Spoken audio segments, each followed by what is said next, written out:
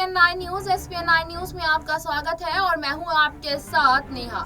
जहां एक तरफ ईडी अपनी शक्तियों का दुरुपयोग यहां पर कर रही है, ऐसा यहां पर विपक्षी पार्टियों का कहना है, वहीं दूसरी तरफ सुप्रीम कोर्ट ने ईडी की शक्तियों को लेकर केंद्र सरकार को फटकार लगाई है।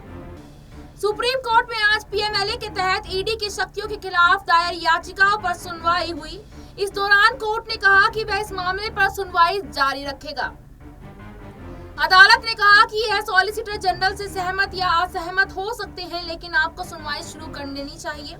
जिन याचिकाओं पर अदालत सुनवाई कर रहा है उनको कई मनी लॉन्ड्रिंग मामलों के आरोपियों ने दायर किया है और साथ ही साथ केंद्र की तरफ से SG तुषार मेहता ने यह कहते हुए आपत्ति जताई थी कि पहले याचिकाओं में केवल 2 प्रावधानों की वैधता को चुनौती दी गई थी, लेकिन अब कई अन्य प्रावधानों को चुनौती दी गई है। PMLA वर्तमान में देश के लिए बहुत ही महत्वपूर्ण कानून है।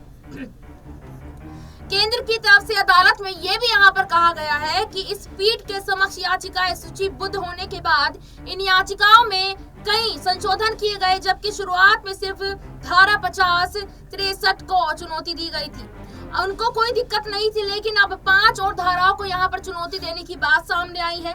इस मामले में सुनवाई शुरू होने से पहले उनको जवाब दाखिल करने का मौका दिया जाना चाहिए। अगर दायर करने के बाद याचिका में संशोधन होता तो हमें यहाँ पर जवाब देना होता।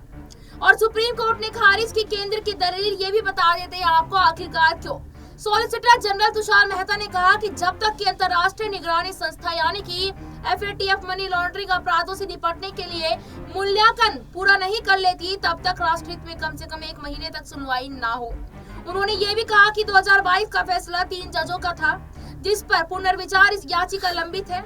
ऐसे में सुप्रीम कोर्ट की 3 जजों को ये बेंच सुनवाई नहीं यहाँ पर कर सकती है, लेकिन जस्टिस संजय किशन कौल, जस्टिस संजीव खन्ना और साथ ही साथ जस्टिस संजय यहाँ पर जस्टिस बेला एम त्रिवेदी की बेंच ने केंद्र की इस दलील को खारिज यहाँ पर कर दिया।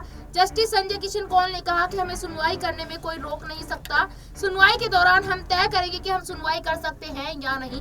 ऐसा यहाँ पर देखने को और सुनने को मिला। तो क्या आने वाले समय में यहाँ पर ईडी की शक्तियों पर रोक लगेगी या नहीं, इस रिपोर्ट को लेकर आपकी क्या राय है, हमें कमेंट बॉक्स में जरूर बताएं और देखते रहिए SPN9 न्यूज। धन्यवाद।